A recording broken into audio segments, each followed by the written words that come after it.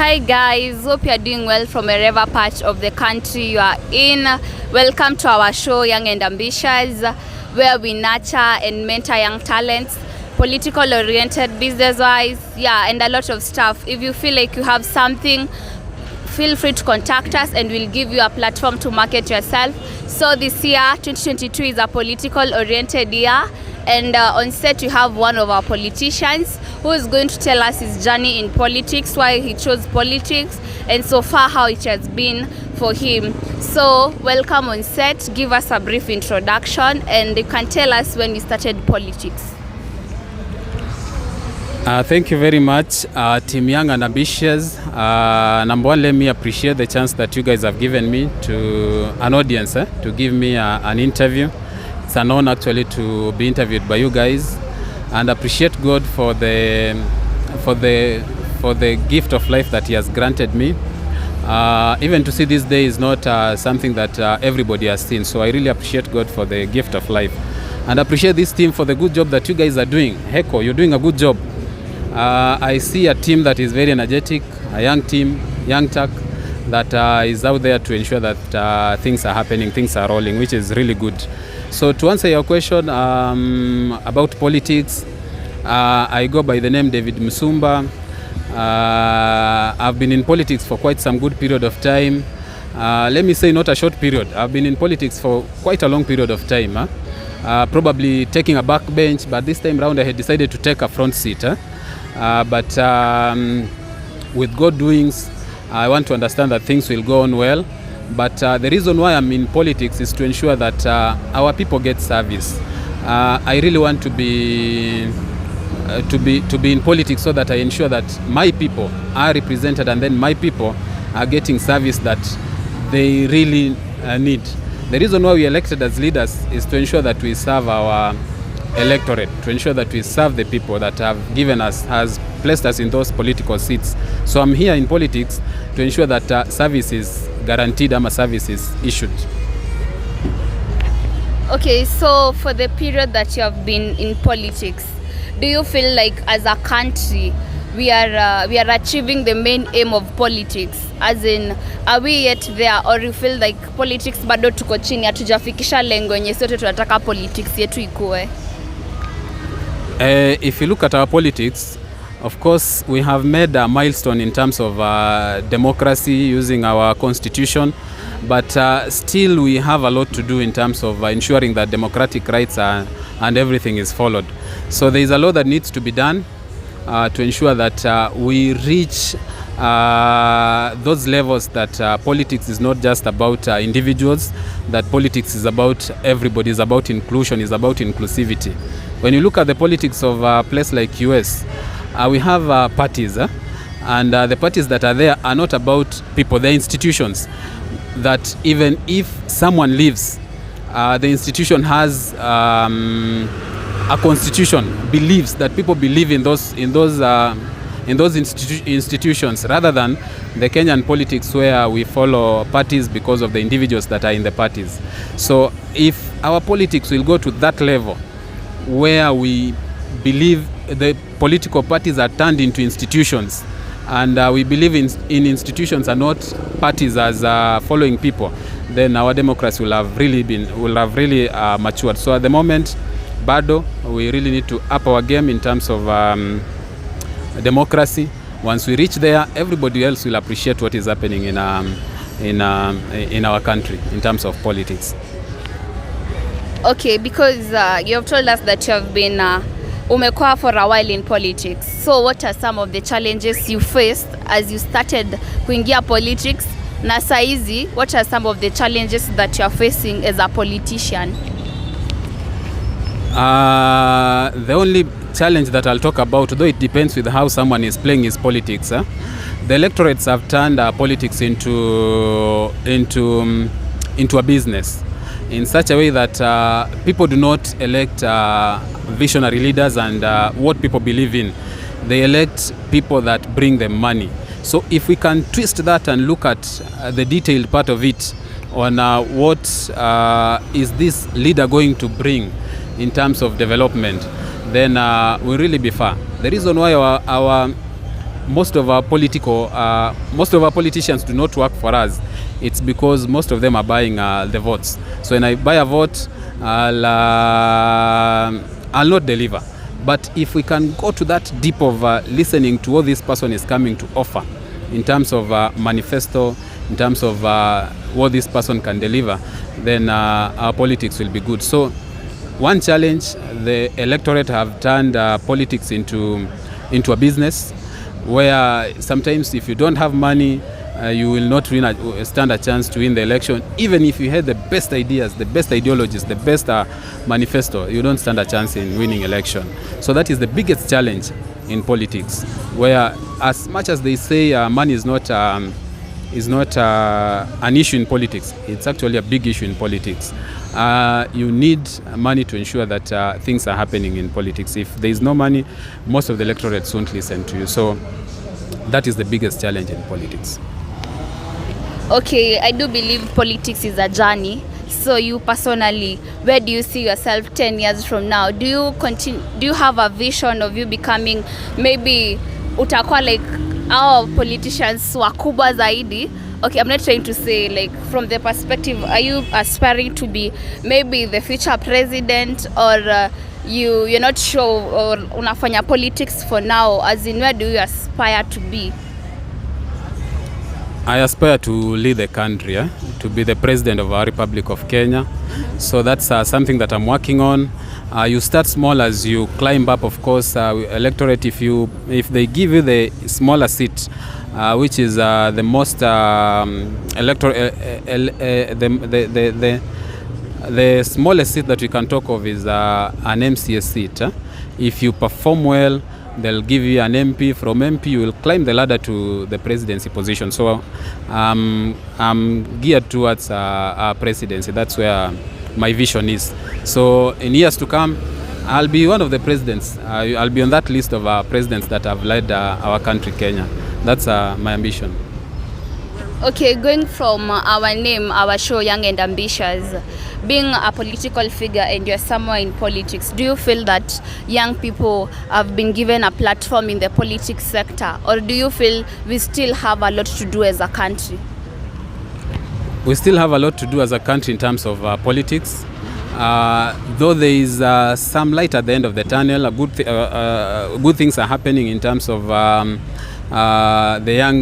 young Turk joining politics. I personally am a young Turk into politics. Most aspirants that are vying for these elective seats are young people, and it's now the electorate to ensure that they are putting the young Turk into these positions, to ensure that we accommodate as much as we can the young team that is aspiring to get the elective seats. So there is something happening, but I want to challenge the youths. I want to talk to youths that politics really affect our lives on daily basis. Everything that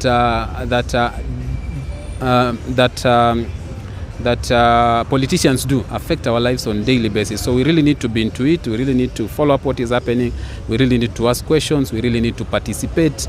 We really need to vie for those elective seats. We really need to ensure that we are in politics, because politics affect our lives, our daily lives.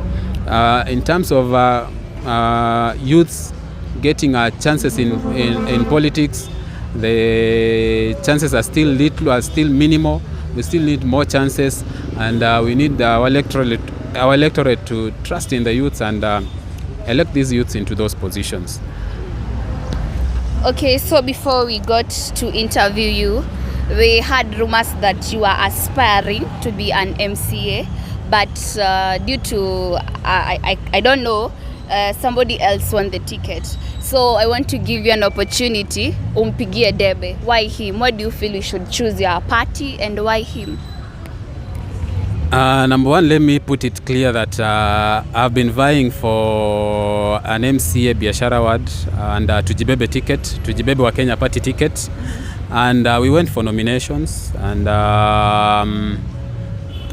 we in the nominations is actually a competitive nomination, and there are winners and there are losers.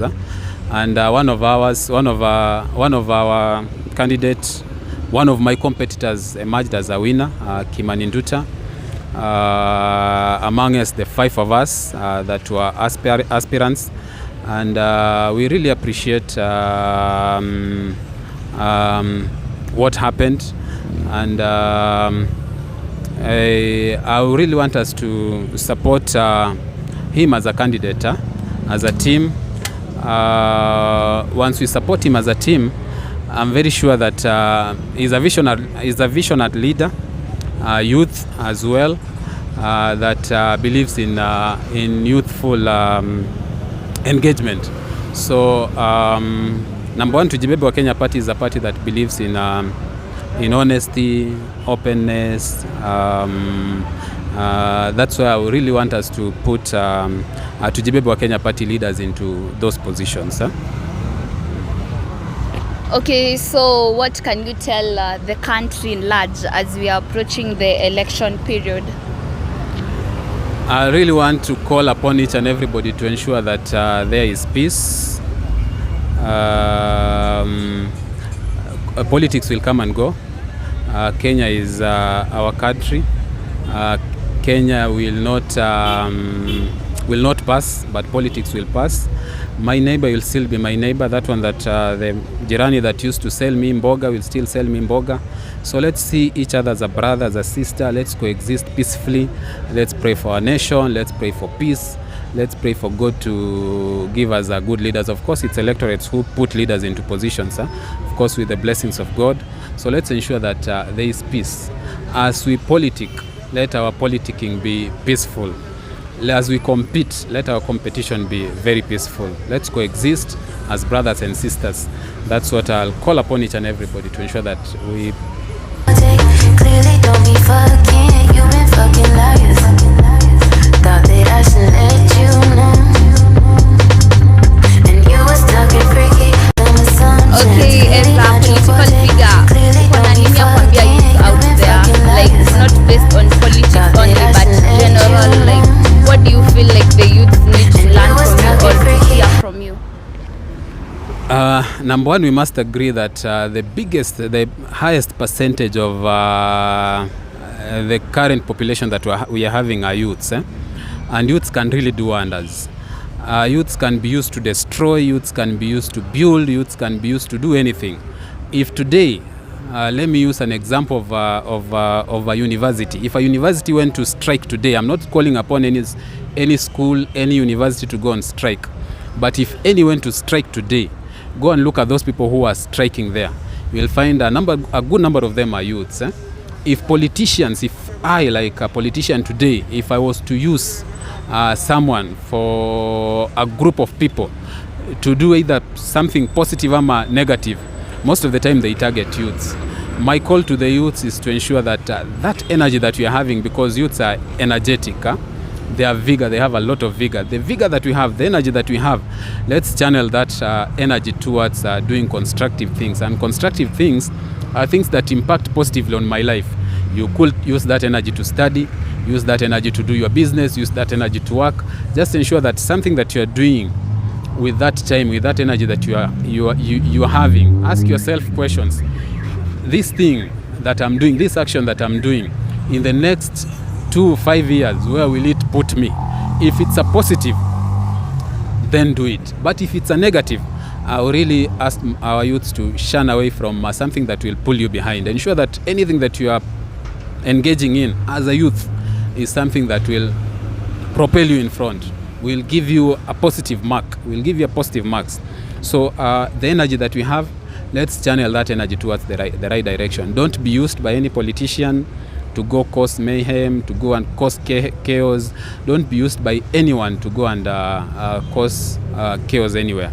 Make sure that that energy that you're having, it's channeled towards impacting the society positively. If you impact the society positively, we are the future generation, sisi ndio wa kesho. So make sure that kesho it's banked on you. And the only way we can bank that kesho on you is by you doing the right thing. So just ensure that you do the right thing, participate in what is happening, participate positively, ensure that you shun from negativity. Anyone that is coming to use you for whatever reason, especially on negative, ask that person, request that person to use his son, his daughter, to go and do that negative thing that is calling you upon you to go and do, especially during this electioneering period. Let's make sure that we focus, involve God, lala kwa kesha, kuwa na hangover ya kesha, usiwe na hangover ya club. When you have a hangover ya kesha, God in heaven will remember you. Tunaambiwa to serve Mungu saa zile bado tuko energetic, so that God will remember us when we are old. I must put that I'm born again. I serve God, and that's why I will really call upon our youths to ensure that that energy that they are having, they channel it towards positive things. And one of the positive things that our youths can channel their energy towards is serving God. Lala kwa kesha, jana ilikuwa Friday, leo ni Sato. Make sure that you spend that time in prayers, speaking to God, talking to God, rather than spending it in a destructive. Clearly don't be fucking, you've been fucking liars. Thought that I should let you know. And you was talking freaky.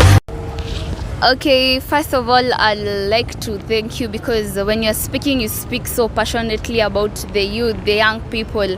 So I'd like to ask you, if given a chance, what can you do for the youth, or what are you doing for the youth currently? Thank you for this chance. I must say that I'm very passionate about youths, because I've said our youths are the future generation, is the Kenya tomorrow. The Kenya tomorrow that you're having is all about youths. That's why I'm so much passionate about youths. Number one, I must say that I'm a youth patron at my church, meaning that I deal with youths a lot. And then number two, I've been a GM at Powerstar, general manager. And at Powerstar, most of the people that we have employed there are youth. So I deal with youths a lot, mentoring, talking to them. And I really appreciate and feel good when I'm talking to youths. Given a chance, if I was given a chance today to serve as a biashara wa dama, to serve in a youth position, let me talk of an MCA. If I was granted a chance to serve as an MCA biashara wa, number one thing that I would have done is to ensure that I put my all youths into groups of probably 10, and then in these groups that you're talking about, ensure that we turn these social groups into economical groups, because we call them self-help groups. Have them registered. Once we have them registered, ensure that these groups have met and discussed and agreed on an economic activity that will impart, that will bring money to their table, that will really ensure that they are kept busy, because my intention is to ensure that our youths are kept busy. Most of the youths go astray because after school, after high school, they probably do not have something to do, and sometimes they are caught into these issues, crime, because of peer pressure, peer influence. And you get peer pressure, peer influence when you are idle, because we say an idle mind is a devil's workshop. So if I put these youths into groups, the first thing that I'll ensure is that I've done is to ensure that the groups are registered, certified, given certificates, and then from there have them discuss on what they'll want to do as a group that will bring them income. Once they agree on what they can do to bring them income, my next step was to fund the group, because we have what we call a youth fund. The youth fund, that of course is pesa ya serikali, that will give them as a loan, and this loan is to be refunded back interest free.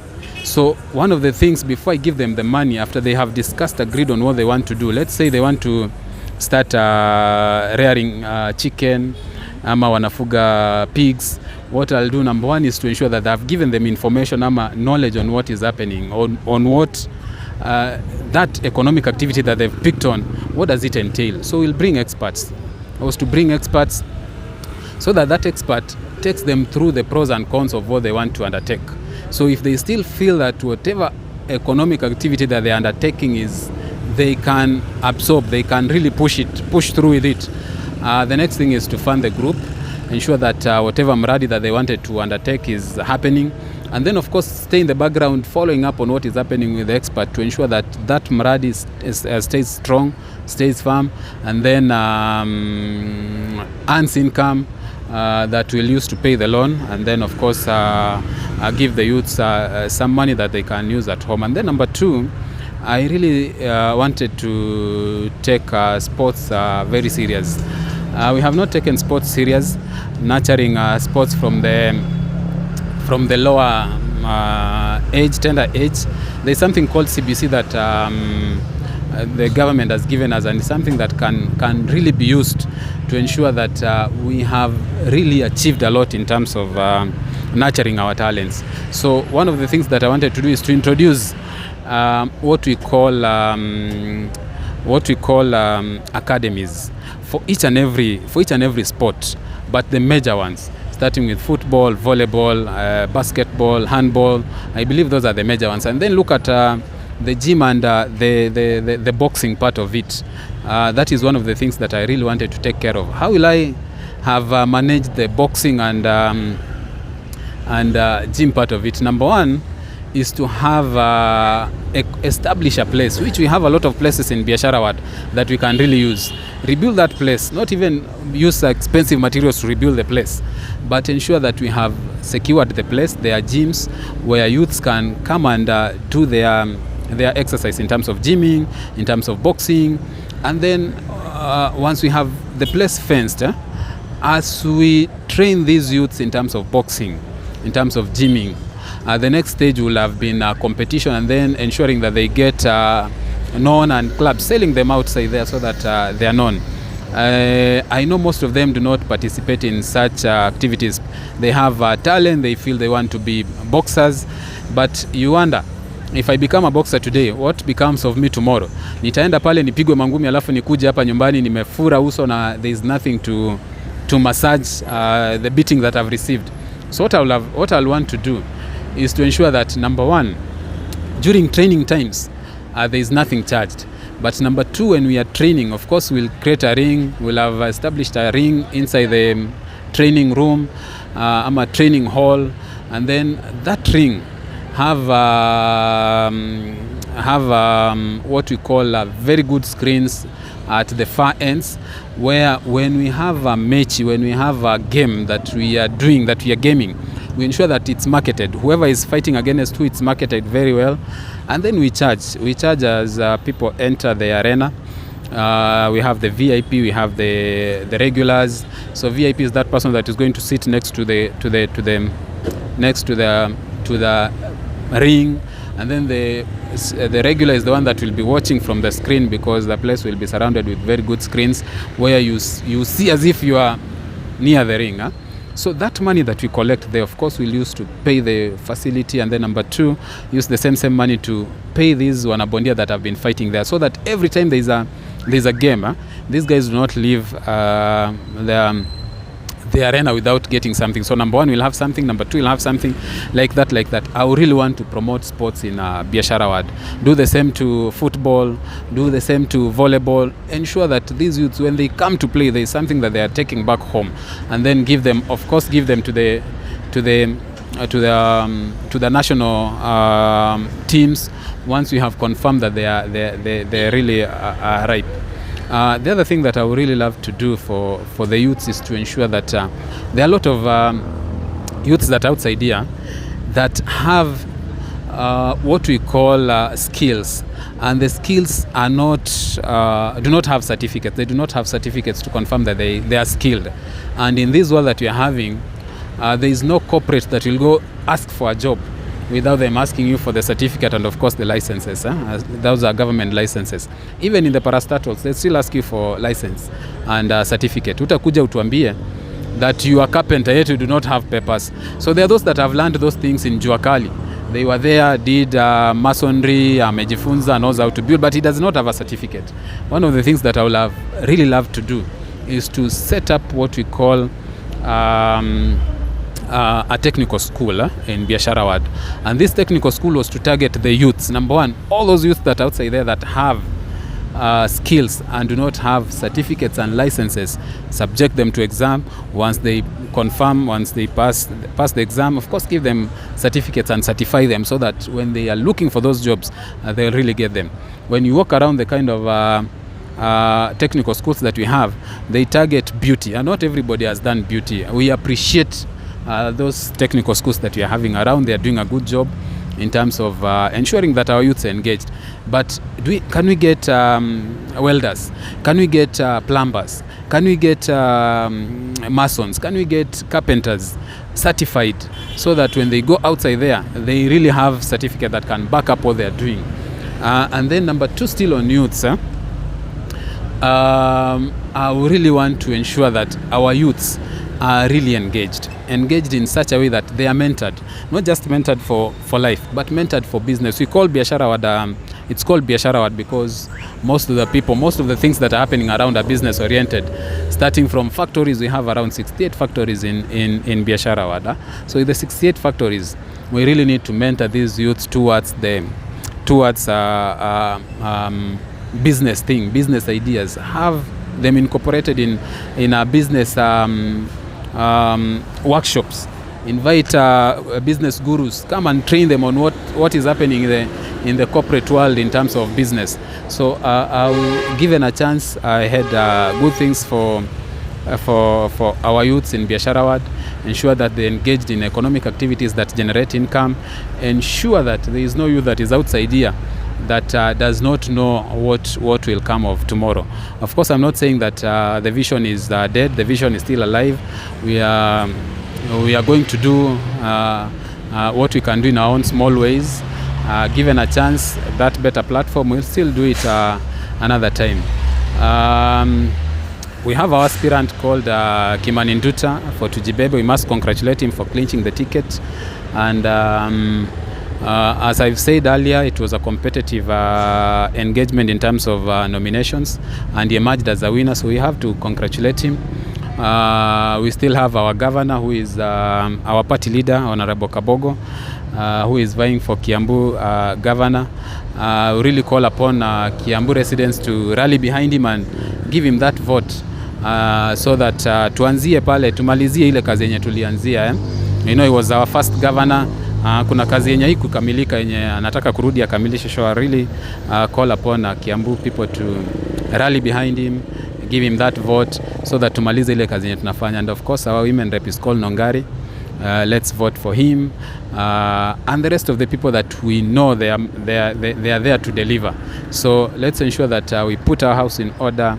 Let's support the leaders that we are having, and God will be good. God is good all the time. So thank you for your time. I really appreciate. Until next time, God bless you. God bless you.